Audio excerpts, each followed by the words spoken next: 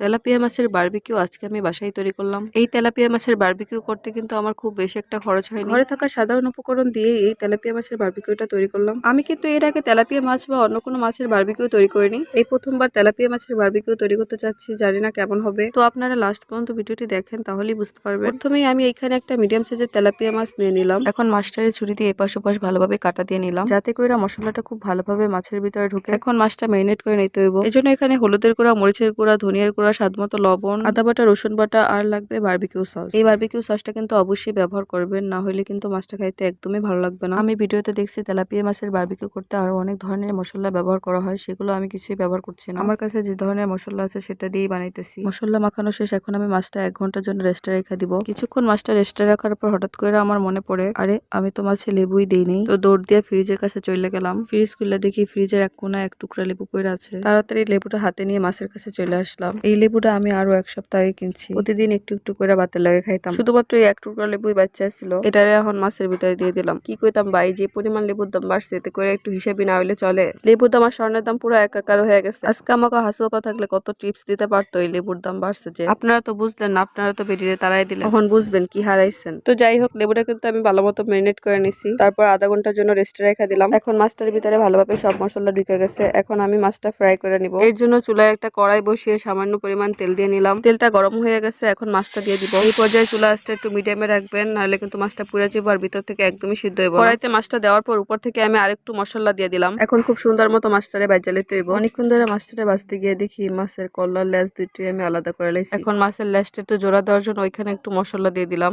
যাতে করে লেজটা ভালোভাবে জোড়া লেগে যায়। তো যাই হোক গাইস, মাছটা কিন্তু আমার ভাজা হয়ে গেছে। এখন আমি একটা প্লেটে উঠাই নিব। কি কইতাম, দুঃখের কথা, মাছটা ভাজতে গিয়ে অনেক জায়গা থেকে ভেঙে গেছে। এখন এইভাবে তো আপনার করে দেখাইতে পারি না, এই জন্য আমি মাছটার একটু ভালোভাবে ডেকোরেশন করে নিব, যাতে করে মাছটা দেখতে আরো সুন্দর লাগে। এমন ভাবে ডেকোরেশন করবো যাতে আপনারা বুঝতে না পারেন যে এটা একটা ভাঙ্গা মাছ। এর জন্য 2টা টমেটো নিয়ে নিলাম। এখন একটা টমেটো দিয়ে আমি ফুল বানাইতেছি। ছুরি দিয়ে ভালোভাবে চারো সাইড কেটে একটা ফুলের ডিজাইন করে নিলাম। ফুলটা কিন্তু মোটামুটি ভালোই হয়েছে। এই ফুলটা তো হয়ে গেল, এখন অন্য একটা ডিজাইন করে নিতেছি। টমেটোটা মাঝখান দিয়ে কেটে কয়েকটা ফালি করে নিলাম। এখন একটা পেঁয়াজ গোল গোল করে কেটে নিতেছি। এখান থেকে কয়েকটা পেঁয়াজের রিং বের করে নিলাম। আমার কাটাকাটির কাজ মোটামুটি কমপ্লিট হয়ে গেছে। এখন মাছটা ডেকোরেশন করে নিব। একটা প্লেটে বারবিকিউ করে রাখা মাছটা নিয়ে নিলাম। তারপরে 2 সাইডে টমেটোর ফুলগুলা দিয়ে দিলাম। তারপরে বাকি 2 সাইডে টমেটোর ফালিগুলো দিয়ে দিলাম। এখন সবশেষ পেঁয়াজের রিংগুলো মাছের উপরে দিয়ে দিলে আমার ডেকোরেশন করা কমপ্লিট হয়ে যাবে। দেখেন কতটা সুন্দর হয়েছে, কেউ বুঝতেই পারবে না এটা যে একটা ভাঙাচোরা মাছ ছিল। এখন আপনাদের একটু খাইয়ে দেখাই মাছটা কেমন হয়েছে। বিশ্বাস করবেন না, মাছটা কিন্তু খাইতে অনেক অনেক ভালো হয়েছে। তো আপনারা বাসায় এরকম তেলাপিয়া মাছের বারবিকিউ তৈরি করে খাবেন। আজকে এই পর্যন্ত, নেক্সট ভিডিওতে দেখা হবে। সবাই ভালো থাকবেন, আল্লাহ হাফেজ।